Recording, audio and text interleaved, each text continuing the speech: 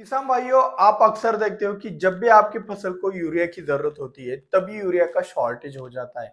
आज के इस वीडियो के अंदर हम आपको कुछ ऐसे नुस्खे बताने वाले हैं जिन नुस्खों के सहारे आप बिना यूरिया के भी काम चला सकते हो। अगर इन नुस्खों की आदत पड़ गई ना तो आप यूरिया का इस्तेमाल करना भी छोड़ दोगे, इतने ये कारगर साबित होते हैं, इतने ये पावरफुल होते हैं। तो आज के इस वीडियो के अंदर हम जानने वाले हैं कि भाई कैसे आप यूरिया के शॉर्टेज के पीरियड के अंदर आप अपनी फसल को और भी अच्छा 2 गुना बेहतर बना सकते हो बिना यूरिया के भी। और अगर यूरिया अवेलेबल है थोड़ा बहुत मात्रा में तो उससे भी। तो चलिए शुरुआत करते हैं आज के इस वीडियो की। तो यूरिया शॉर्टेज का टेंशन खत्म, 2 गुना रिजल्ट कैसे पाना है। तो बात यहाँ पे समझना है कि भाई हम यूरिया का इस्तेमाल क्यों करते हैं। यूरिया का इस्तेमाल हम किसान इसलिए करते हैं क्योंकि भाई हमारे पिताजी कर रहे थे, हम भी करेंगे, ठीक है। ऐसे कुछ किसान हो गए, पारंपरिक बन गया है, एक मेथड बन गया है। तो मेथड की वजह से आप यूरिया का इस्तेमाल करते हैं। आपने एक बार एक तो मेथड बन गया आपका, ठीक है। भाई देखो, जो भी चीज होगी इस वीडियो को पूरा ध्यान से देखना, वरना कुछ गड़बड़ हो जाएगा आपके खेत में। तो गड़बड़ ऐसा होगा कि भाई कुछ स्प्रे रिस्की भी होते हैं, बेवजह गलत जगह पे डाल दिए तो गड़बड़ भी होता है। तो मेथड की वजह से डालते हैं। कुछ किसानों ने नोटिस किया कि भाई सर जी यूरिया नहीं डालते तो भाई ग्रीन टोन कम आता है, मतलब हरा भरापन कम आता है, ठीक है। हरा भरापन कम आ जाता है, ये एक नोटिस किया। कुछ किसानों ने नोटिस किया कि सर जी यूरिया नहीं डाला तो भाई उस साल मुझे उत्पादन कम मिला। उनको इतना ज्यादा नोटिस नहीं किया, लेकिन उन्होंने लास्ट तक नोटिस किया कि भाई वजन कम मिल जाता है। तो इन सभी चीजों के लिए आप यूरिया डलवाते हो। एक तो मेथड होगा, नहीं तो एक हरा भरापन पाने के लिए, या फिर आपने लास्ट में नोटिस किया होगा भाई वजन नहीं मिला, ठीक है। आपके जमीन में डेफिशिएंसी होगा तो ये सभी चीजों को कवर कैसे करना है तो मैं आपको बताता हूँ। तो यहाँ पे हम 2-3 फॉर्मूलों का इस्तेमाल करेंगे, आप चाहो तो उनमें से कोई भी फॉर्मूला उठा सकते हो। तो सबसे पहले, जब आपको नीचे से डलवाने के लिए अगर यूरिया ना मिले तो भाई आपको यहाँ पे स्ट्रेटजी चेंज करना पड़ेगा। तब आपको इस्तेमाल करना पड़ेगा स्प्रेइंग, ठीक है। आपको स्प्रेइंग इस्तेमाल करना होगा।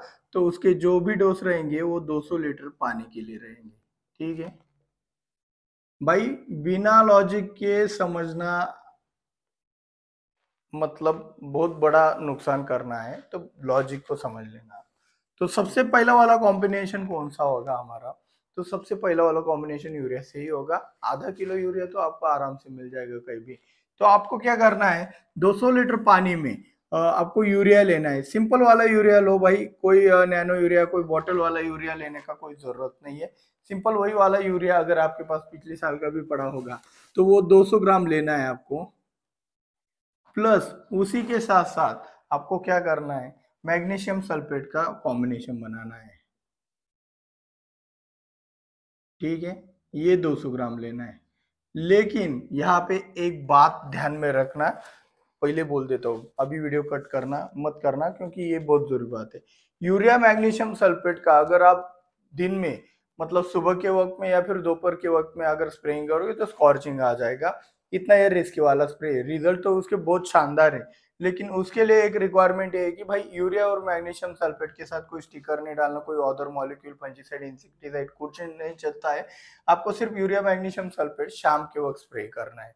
इससे क्या होगा, कोई स्कॉर्चिंग वगैरह तो नहीं आएगा, और ऊपर से आपकी जो यूरिया के इस्तेमाल से, स्प्रेइंग के इस्तेमाल से, मैग्नीशियम सल्फेट के इस्तेमाल से ये हरा भरापन आपको ज्यादा मिल जाएगा, जिससे आपका वजन भी बढ़ जाएगा।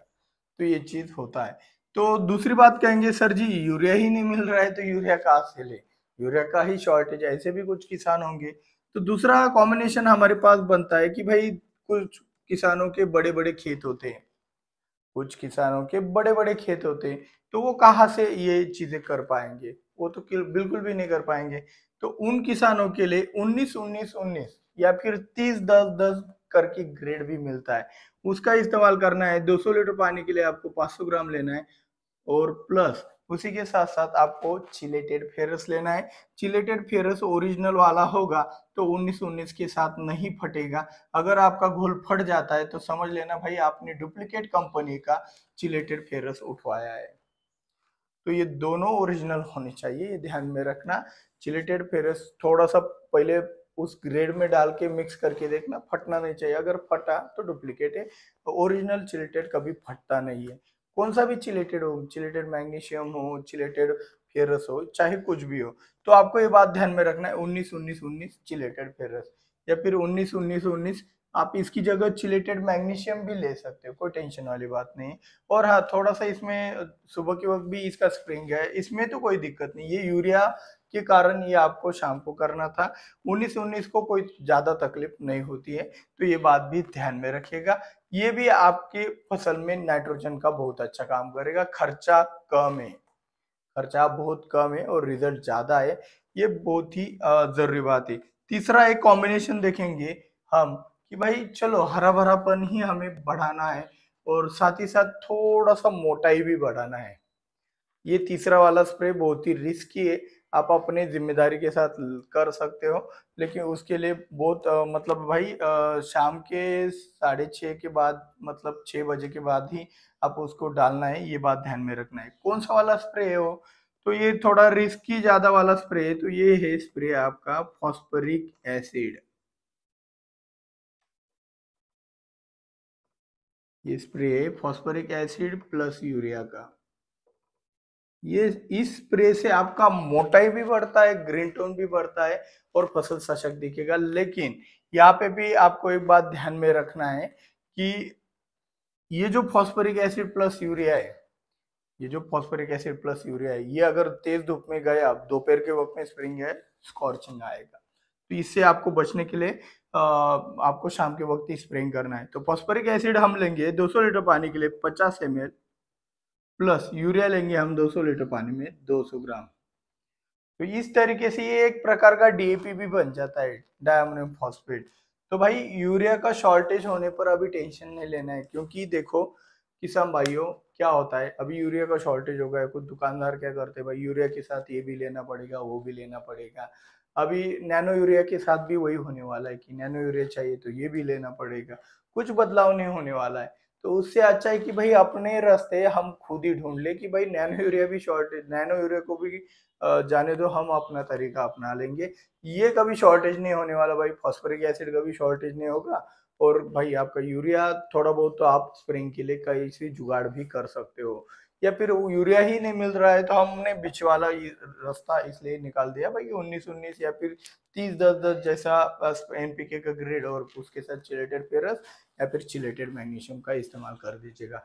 तो इस तरीके से आप यूरिया की जगह इन चीजों का इस्तेमाल करके बहुत ही अच्छे से उत्पादन ले सकते हो। तो भाई आप कमेंट सेक्शन में बताएं कि आपके एरिया के अंदर कौन से वाला फर्टिलाइजर का शॉर्टेज होता है, हम उसको भी इसी तरीके से इसी स्टाइल से रिकवर कर देंगे। तो कमेंट करना मत भूलिएगा, लाइक नहीं किया है लाइक कर दो। और हाँ, ज्यादा से ज्यादा किसानों तक यह वीडियो पहुंचाकर शॉर्टेज को खत्म करो, क्योंकि अगर ये चीज अगर सभी किसानों तक पहुंच गई तो क्या होगा, यूरिया का इस्तेमाल कम होगा। यूरिया का इस्तेमाल कम हुआ जमीन के अंदर तो क्या होगा, अवेलेबिलिटी अच्छा रहेगा, दाम नीचे के नीचे ही रहेंगे, बढ़ेंगे नहीं। तो ये वीडियो ज्यादा से ज्यादा शेयर करके बाकी किसानों की भी मदद करें और खुद की भी मदद करें। मिलते हैं अगले वीडियो में। जय जवान जय किसान।